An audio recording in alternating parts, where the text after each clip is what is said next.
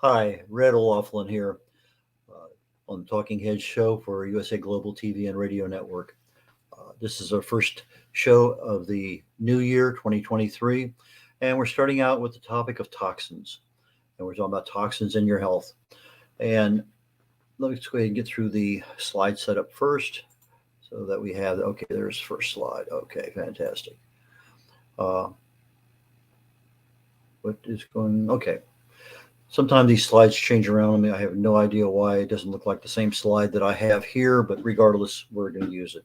Anyway, a disclaimer. I'm not a doctor, never been in the medical field, not in the pharmaceutical field. I just happen to be one of those few people in this world who love chemistry. And as such, uh, I research the human body at the cellular level. I look for cause and effect relationships. If you treat a cause, you can fix a problem. If you treat symptoms, you'll only be treating symptoms. And for us to enjoy our lives, we don't want to be constantly having to take this medicine or remember to take that one or whatever. My dad used to have a comment that he make about he. I guess the one thing he really feared was getting older, was dying, and I guess a lot of people have that. It's just like public speaking, but I try to explain to them there are things in life that can happen that you don't want somebody changing your diaper for your last 5 or 10 years of your life because you're alive but you're not enjoying yourself. So part of the program that I present is talking about what can we do, what can we learn, what's out there, but it's something that you can now take with you when you go to the doctor and say, well, what about this? Can I do this? Or it's something that's just a matter of maybe it's something as simple as changing the size of your plate, reading a label, or whatever. And so we're going to be looking at toxins and health here for the next little bit. And several years ago, I'm still amazed I can't read the size of the font on there, and they're a pretty good size font. Regardless, let's get back to it. The topic of toxins, I started, I'm going to say 5 years ago. I was collecting data to write a book on it. I was involved with a product that I was selling on a MLM, a multi-level marketing business, and it was very, very good in some areas. And I'd go to some webinar seminars, and they're talking about this and that and whatever, and the subject of toxins came up, and I got really interested in it from the basis that these toxins are basically chemicals for the most part, and they have some impact on the body. And so I started collecting data, and I was collecting data. Whoa, it's a little bit more here, a little bit more there. And in my civilian job way back when, we had to have what they call material data safety sheets, MSDS, material safety data sheets. And so I had, from my chemistry background, from my chemical hazardous material background, this interest. And it evolved into the fact that, wow, this is just really a lot of material. So let's just start out with let's talking about toxins in general.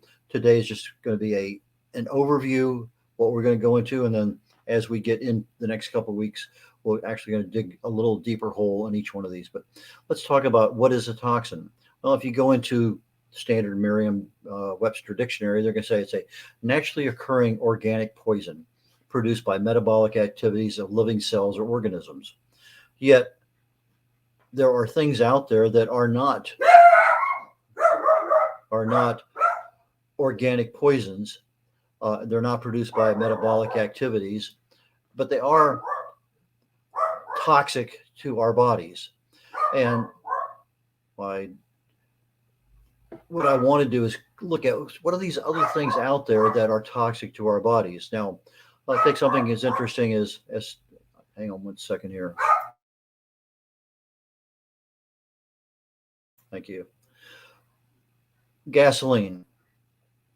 When I was working for PPG Chemical Division way back when, we were making tetraethyl lead for gasoline.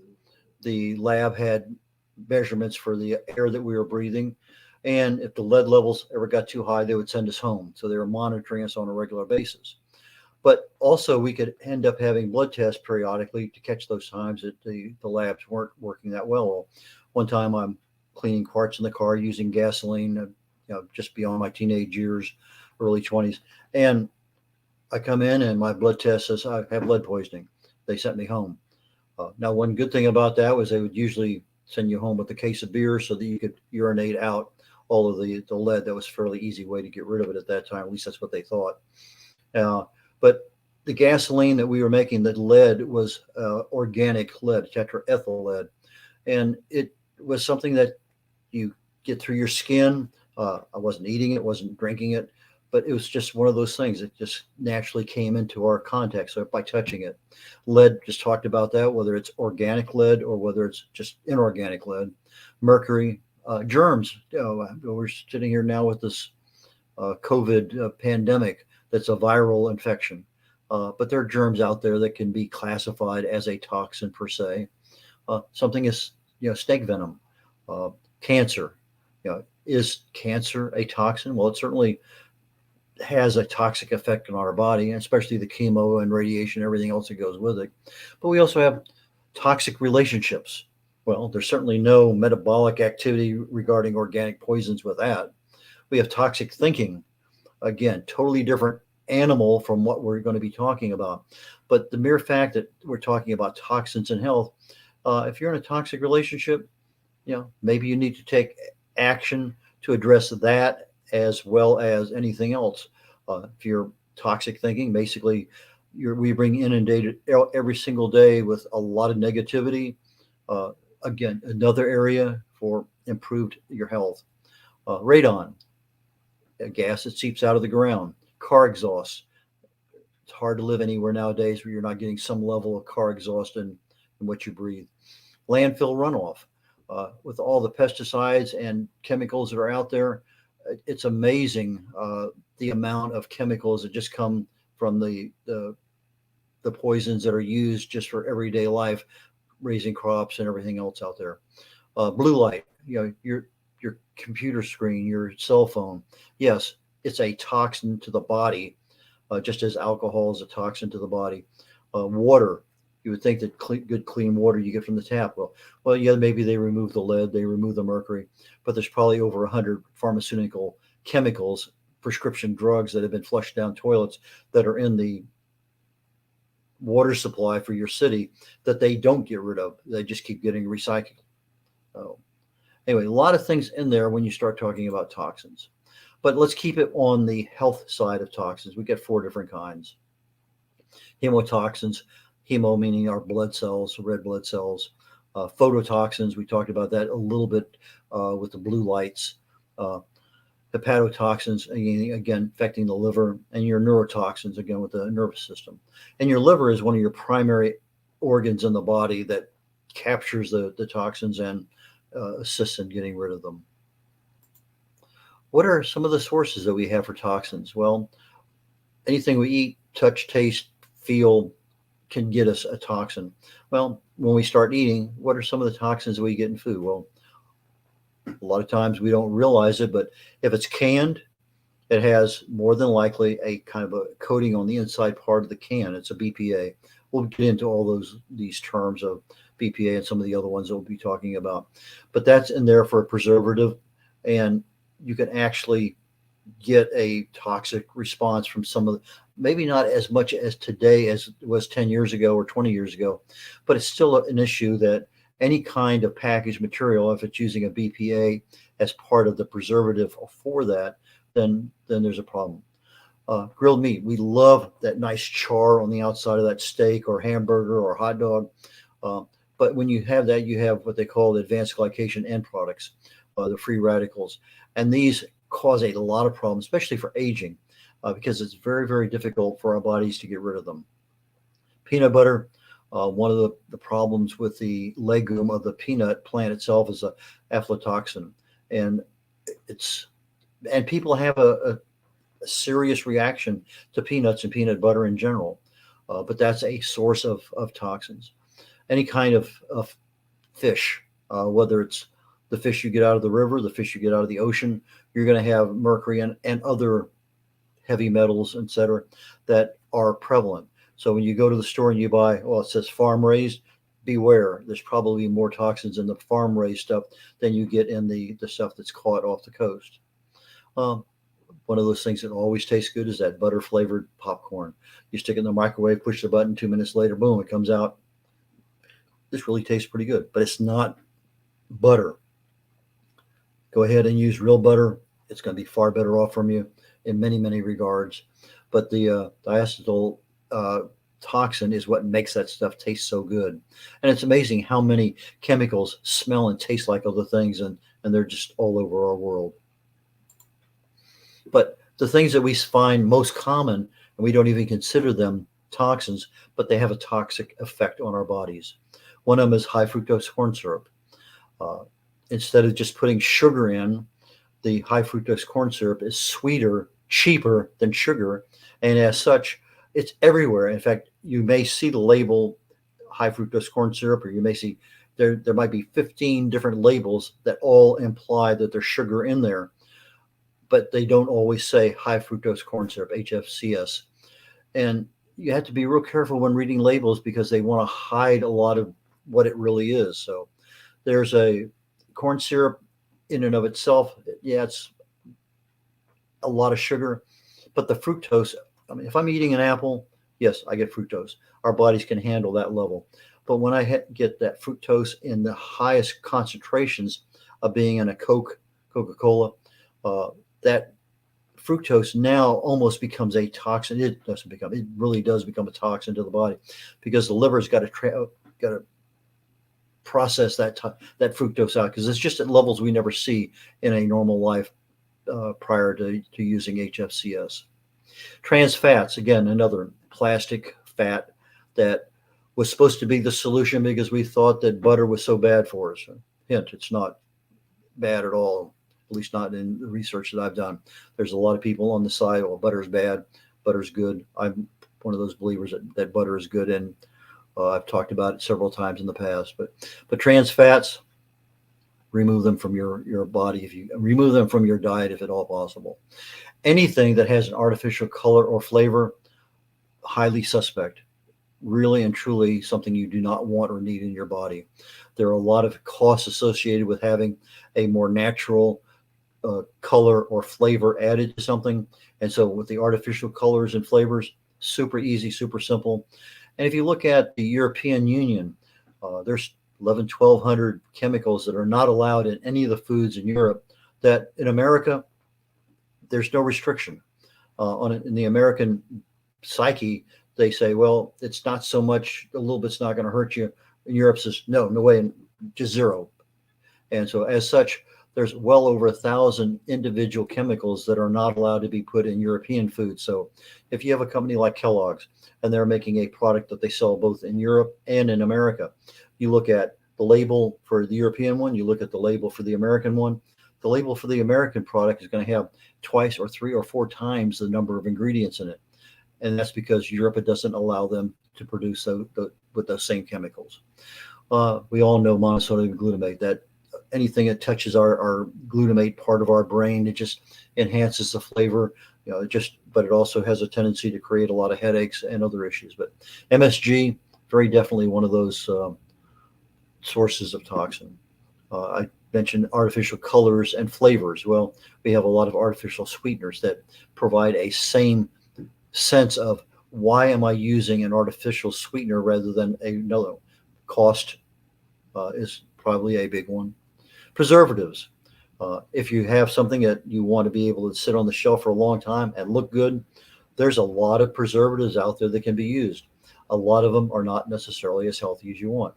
I love bacon. I love butter. I love bourbon. I love the things. But on bacon, I went several years ago to buying my uncured bacon, which means there's no nitrates, nitrites. And as such, I am removing one preservative from the food chain. And I buy it in 4, 5, 6 pounds at a time, cook it all at one time, freeze half of it, use the other half, where all I have to do is just warm it up.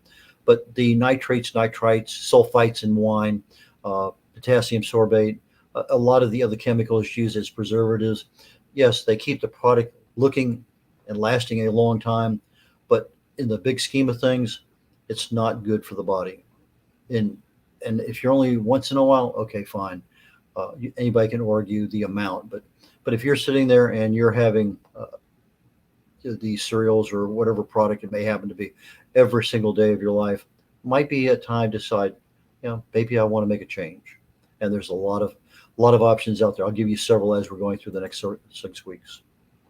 What are some sort of sources of toxins in our homes? The clothing we wear. You stick it in the washing machine. You put the soap in there. You put anything you're adding to that is going to create a problem. So when I'm looking for any kind of product that I'm adding to something else, I am reading labels. I became a big label reader way back when. Cookware. Some cookware has toxins that as you cook come out, not as much as we're seeing anymore, but carpeting when it's brand new, you can smell the odor of that, like a brand new car. You sit in a new car, you can smell the plastic, because everything. Just if you can smell something, chances are there's probably something you really don't want to have in there.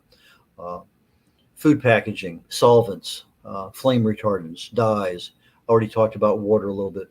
Pesticides, mold. Now, if you read some of the articles on mold, mold's not a toxin, but mold can produce toxic chemicals. Well, does it produce toxic chemicals that affect the body? Yes. Does it produce toxic chemicals that can kill you? Well, maybe not. But again, if you're looking at your health and you can control some of the things in your health, why not try to control as many as you can? And so that's kind of what we're looking at here. Food is something that we eat every single day, but personal care products, whether it's a shampoo or a conditioner, underarm deodorant, it doesn't matter. Makeup, everything out there has some level of chemical additive to it. I use coconut oil for literally everything. I take a spoonful of it, drink it. I'll use it for underarm deodorant. I'll use it for a body. I shave my head. I'll put it on there as an after conditioner. I find coconut oil the savior for so many things. It's a medium chain triglyceride. It's a very, very good chemical for health. Lots of demonstrated places around the world between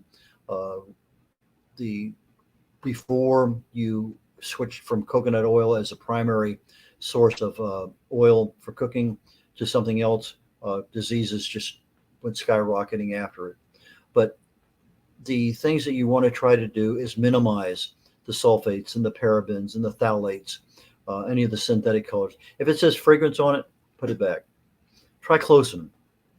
This is one of those ones that was supposed to be a really good thing. And in fact, I was surprised when my wife was going through chemo. The restroom right outside her chemo, where she got chemo at the doctor's office, they had a big sign on the mirror saying, "Our soap contains triclosan." And I'm thinking to myself, why would you broadcast that? That is one of the stupidest things I would ever think about. You're here in a trying to treat cancer with chemo drugs, and the triclosan is something that is a carcinogen. And I'm thinking to myself, these people don't understand what's around them. Toluene. I used to use toluene a lot back in the lab. In fact, one of the best chemicals I loved back then was ethylene dichloride. When we were cleaning glassware and stuff, EDC it was magic. You had something in there, you squirt the EDC in and swirl it around. It worked better than anything else. Well, 10 years later, I'm finding out that EDC is probably one of the worst carcinogens out there in the metal cleaning, glass cleaning arena. Talc. How many years did we use talc as a powder, talcum powder? And then we find out that it causes cancer. Just so many things out there. And again, if you look at the same personal care product made in Europe versus the one made in the United States, big, big, big difference in the number of ingredients and what's allowed. Okay. Interesting. Slides kind of have a kind of mind of their own today. We talk about pollutants, chemicals that cause other issues. Are they toxins? Well, many times we don't actually ingest or touch some of these things, but we have a tendency sometimes to inhale them, depending on what they are and where they are. But OSHA has color codes for toxicity and how dangerous it is, how much caution you have to have. And they also have codes on the material safety data sheets. So one of the courses I took was on how to be a emergency responder, and we had to carry the MSDS things in the back of our car along with a bunch of other things. So if you're looking at a vehicle that's going down the road and it's got the little triangular deal and it says 929 on it or whatever, and it's got some other symbols. It allows you, if there's an accident, it allows you to know how dangerous something is, and if somebody is hurt, information so that the patient can be treated in a much more effective way because you know what their exposure was. But these are things that are just normal industrial things that we deal with. They're not necessarily considered toxins, but if you're in the environment that work on them, you are going to have some level of inhalation, and it's difficult on a good day to avoid all that stuff. Many years ago, I wanted to be a chemist. That was my number one thing in life. I love chemistry, but I got an invitation to Vietnam, never practiced it. And then, probably 20 years after I get back from Vietnam, I'm thinking to myself how lucky I am I never went into that field. I mean, I use my research now and I delve into it with that knowledge.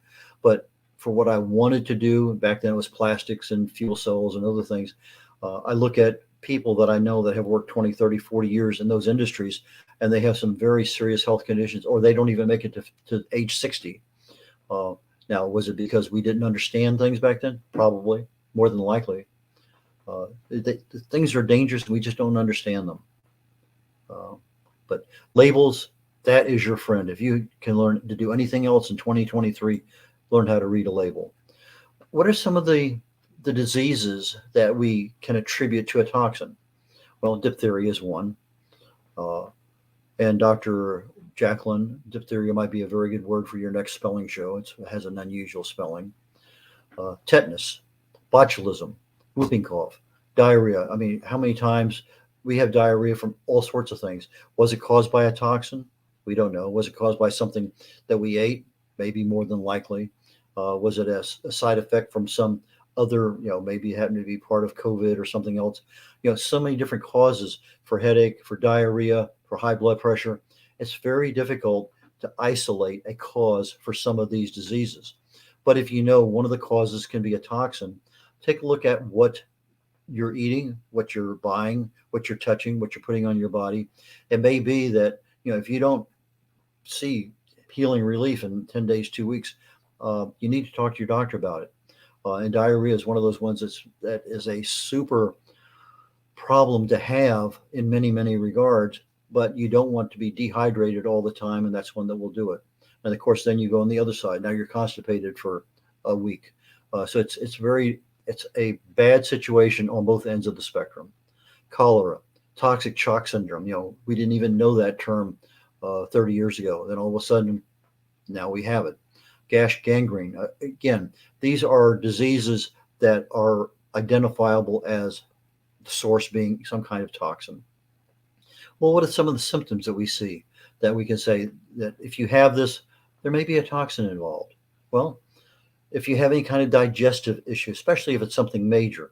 Now, yes, there are autoimmune diseases that give you issues, celiac and uh, colitis and other things. But if you're not a person who has that autoimmune disease and you're having a lot of issues digesting, did you change your diet recently? Did you eat something somewhere, maybe an Indian restaurant or some other place that is not typical for what you have?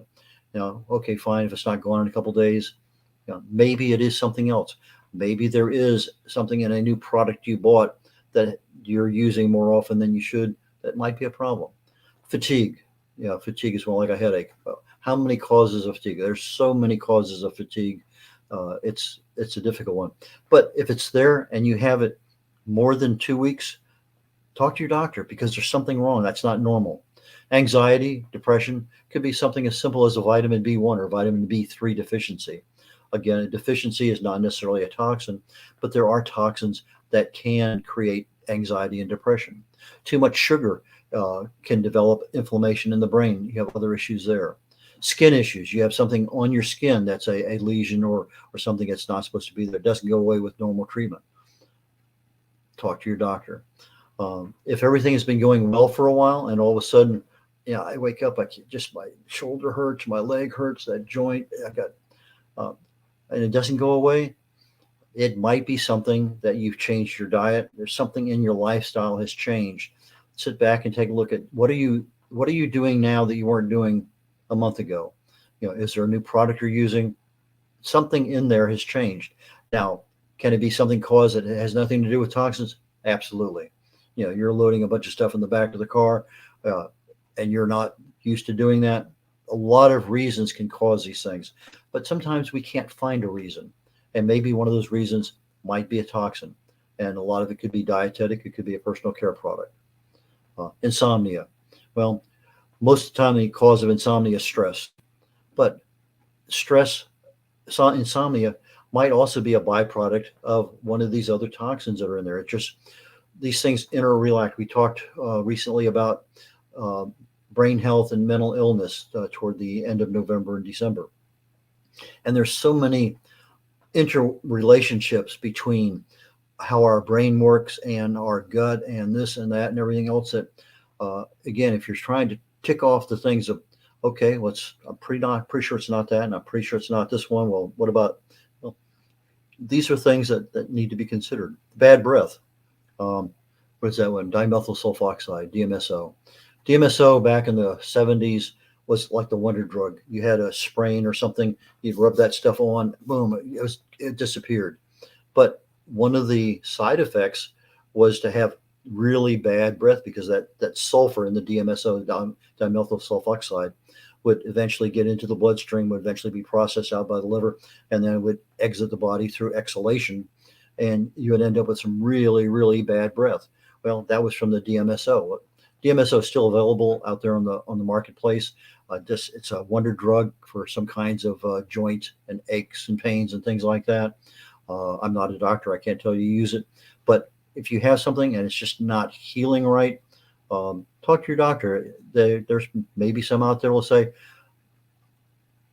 DMSO might be used on a precautionary basis. Not sure anymore. But again, I'm arming you with questions for your doctor. But don't just go out there and buy it because you can. And yes, you can. Labels, preservatives. Basically, our preservatives are there to make our food look better, the color of it, taste better. Uh, and there's one that I love to use all the time, is Carrageenan, as an example. You put Carrageenan in ice cream, and it's that velvety, unctuous, luscious taste, so creamy. It coats the tongue, coats the upper part of the mouth. It makes you want to go back for more and more and more. But it's also a carcinogen. And as such, it's doing its job, but it's not a preservative, but it's a toxin that can cause problems. But they put it into ice cream because it makes everything taste so good. And they put it into a lot more than ice cream. Uh, we make our ice cream here. I think my wife uses 4 ingredients, and it tastes pretty good. There's no doubt about it. Does it have that same creaminess that commercial ice cream does? No, but it still tastes pretty darn good. But the texture of things, the storage, the appearance. A lot of times you'll see such things as salt. Well, salt's a very good preservative. Nitrates, talked about that primarily in bacon. You see it in bacon more than any other place because that's where it's prominently displayed. But if you do uncured bacon, it'll say no nitrates, no this, no that, no dyes, no whatever it may happen to be. BHC, BHA, again, a preservative. The sulfites, primarily see those in wine more than a lot of other places because on wine labels it has to say contains sulfites. But if you're a wine drinker and you're not really willing to give up the sulfites part of that, they have filter paper that you can actually pour your wine through the filter. It will absorb the sulfites, and now you have wine that doesn't have sulfites in it. Sodium benzoate, I've seen both sides of the spectrum on that one. Again, they listed as a toxin from a carcinogen perspective. Acrylamide, HSA, PAHs, aflatoxins, coumarin, hydrazines. We'll talk about all this stuff down the road as we're starting to get more involved in what these things are. And we're getting here toward. So where I want to take this thing at, today was kind of an overview, 30,000 feet. We're going to dive down a little bit more. So today was awareness. As we get into the future sessions, we're going to be talking more about education. Let's get into some of the details. I'll keep it as simple as I can. What actions do you have? What kind of prevention is there out there that really makes sense? If you're already into some level of involvement, what can you do for correction? And those are the things that I plan on talking about. So I can be reached at red@redolaughlin.com, my website. That's my email address. But Red O'Laughlin is RED, like the color, O'Laughlin, OLAUGHLIN OLAFLIN. So redolaflin.com. All my information for contact is there on my banner. I have a couple of books I have 5 books that I publish, but 2 that I primarily go to all the time. One is Longevity Secrets for Healthy Aging, available on Amazon and my website, and The Joy of Ageless Health, #1 best-selling book on Amazon. Both of them talk about various aspects. The Joy of Ageless Health talks about the 6 or 7 primary causes of disease and what you can do about it. Longevity Secrets for Healthy Aging talks about the 2 primary causes of aging and what you can do to accelerate or decelerate the aging process. And with that, I'm going to cancel back out of here and call it a day, and look forward to our next week when we go into a little bit more in-depth information on toxins and our health. So again, Dr. Jacqueline Kerbeck, thank you so very much for today. And Rod O'Loughlin signing off on the USA Global TV and Radio Network on the Talking Head Show today. Thank you.